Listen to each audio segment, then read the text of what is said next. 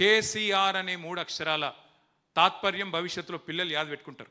కే అంటే కాలువలు, సి అంటే చెరువులు, ఆర్ అంటే రిజర్వాయర్లు అనే విధంగా భవిష్యత్తులో తెలంగాణలోని ప్రతి బిడ్డ గుర్తుపెట్టుకుంటాడు.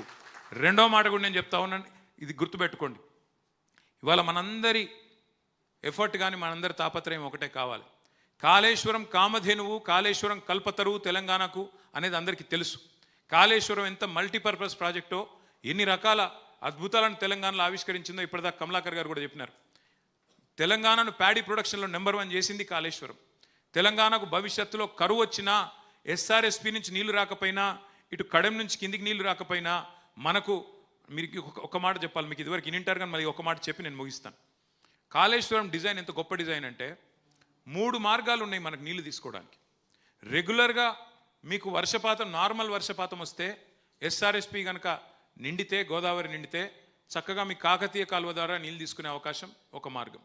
రెండవది, ఒకవేళ ఎక్సెస్ రెయిన్ఫాల్ వస్తే పైన మహారాష్ట్రలో కానీ ఇంకోటి కానీ మీకు ఎస్ఆర్ఎస్పి నిండి ఎక్సెస్ ఒకవేళ ఫ్లడ్ ఫ్లో వస్తే, ఫ్లడ్ లాగా వస్తే, వరద వస్తే ఫ్లడ్ ఫ్లో కాలువ ద్వారా మిడ్మానేరు నింపుకోవచ్చు, అక్కడి నుంచి నీళ్లు పైకి తెచ్చుకోవచ్చు.